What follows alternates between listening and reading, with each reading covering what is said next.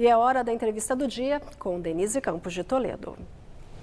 Eu converso agora com o ex-secretário de Política Econômica, Márcio Holland, economista, professor da FGV. Márcio, boa noite. Boa noite, Denise. Boa noite a todos.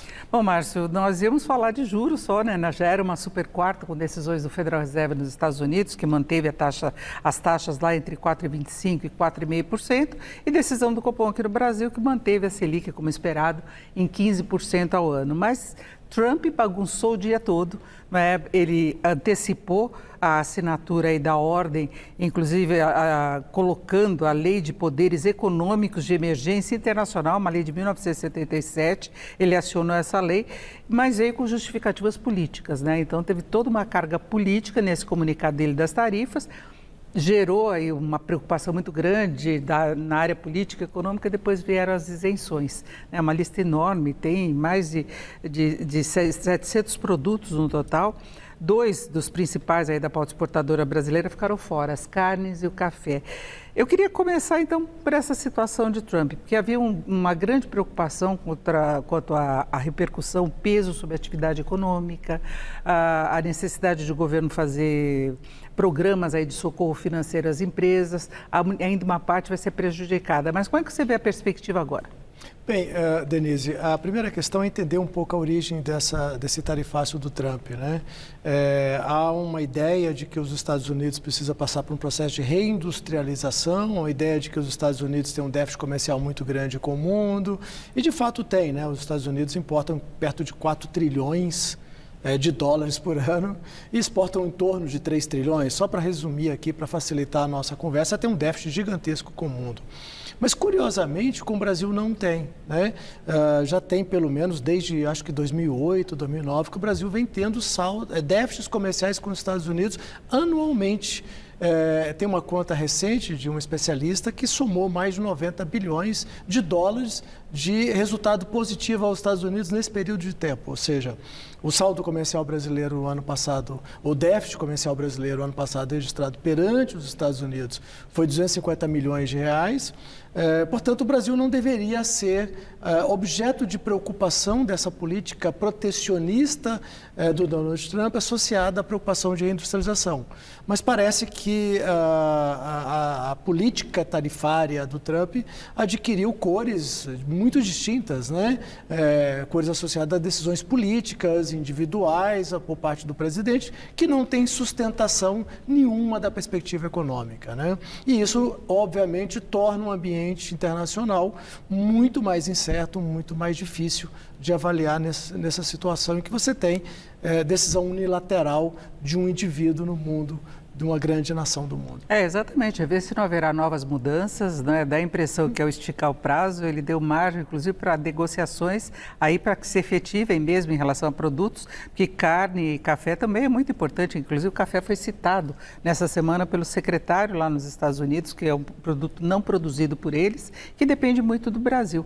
Então, a impressão é que se tem isso, mas para justificar, inclusive, a adoção da lei, ele falou das ações recentes do governo aqui, de práticas aqui no Brasil, que constitui ameaça incomum e extraordinária à segurança nacional, política externa e economia dos Estados Unidos, né? Como se o Brasil fosse uma ameaça.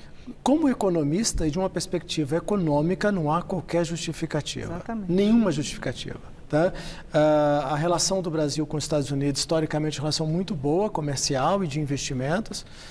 Nós temos com os Estados Unidos, praticamente hoje, não é o principal parceiro comercial brasileiro. O Brasil tem uma diversificação de exportação muito grande com o mundo, com a Europa, com a Ásia, a China, entre outros, América do Sul, Central.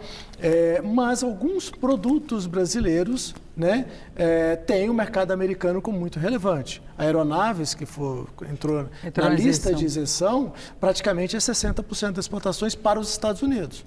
Né? Outros produtos como café, mesmo frutas, né? Entre outros. A exceção foi só laranja, o suco de laranja. Só o suco de laranja que foi exceção por conta até do consumidor norte-americano, que seria, obviamente, prejudicado. Né? Então, esses produtos têm um peso muito grande. Da perspectiva setorial, o mercado americano é importante para eles.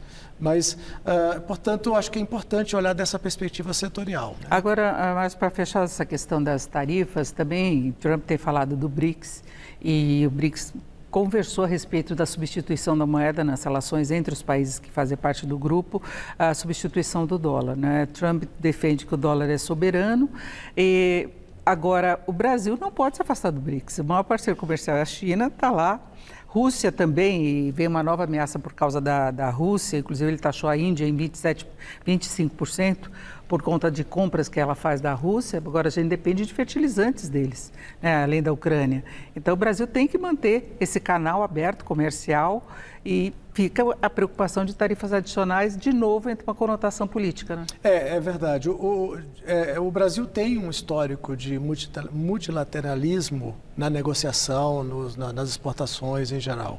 A outra questão, essa questão que você cita do dólar como moeda internacional, é um debate antigo, Denise, muito antigo, que vem lá desde o início dos anos 70, quando você teve o fim da conversibilidade do dólar-ouro, 73, que você tem um câmbio flutuante, o dólar passa a flutuar a partir do poder de compra, o poder da moeda americana a partir do dinamismo americano, né? Em geral, e o mundo o tempo todo, né, recorrentemente debate isso, né?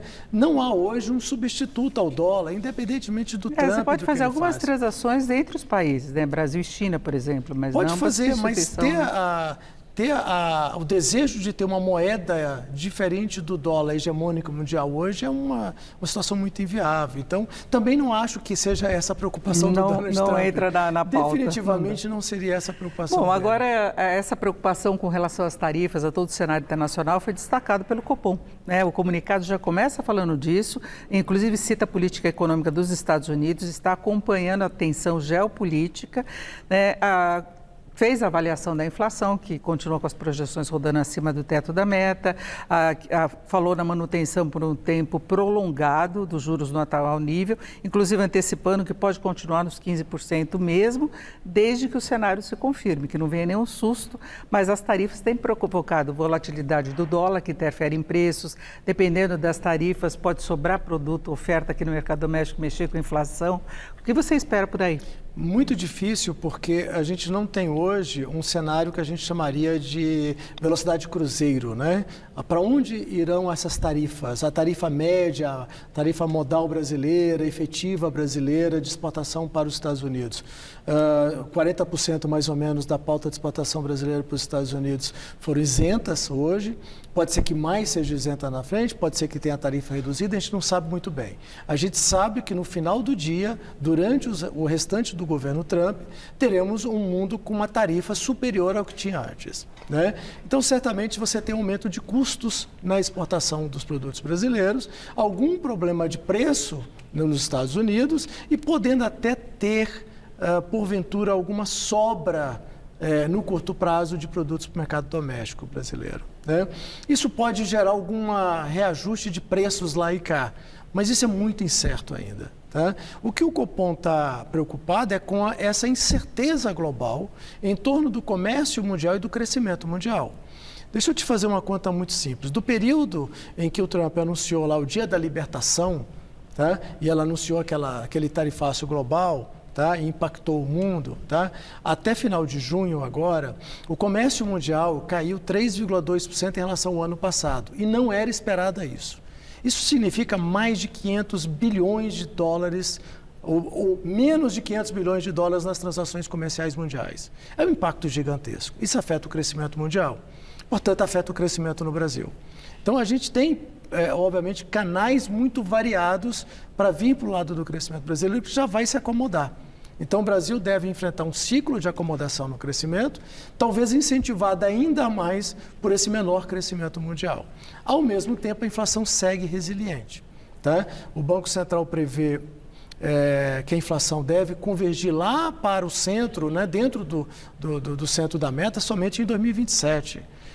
Portanto, ele tem que estar vigilante ainda, mantendo a taxa de juros relativamente elevada por esse longo período de tempo, e é isso que está previsto hoje no comunicado do Copom, né? E rapidamente, para encerrarmos, o Fed está na mesma situação, também está acompanhando a economia americana crescendo, inclusive o PIB hoje veio acima do esperado, no segundo trimestre cresceu 3%, mas eles têm dúvidas também com relação ao impacto de tarifas sobre inflação, crescimento e tudo mais, né? Sem dúvida, apesar de que o comunicado do Fed não cita política tarifária.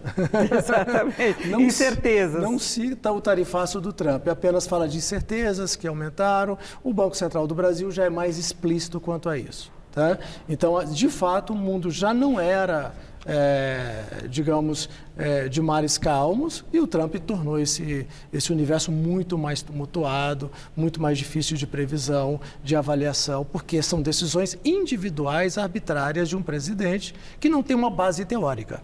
Então, portanto, a gente tem que esperar para ver para onde vai esse... Bom, agora a nossa próxima parada é até o dia 6 de agosto, vamos ver o que acontece até lá. Márcio Holland, eu agradeço muito sua participação. Márcio, que é economista, professor da FGV, uma boa noite. Boa noite, muito obrigado.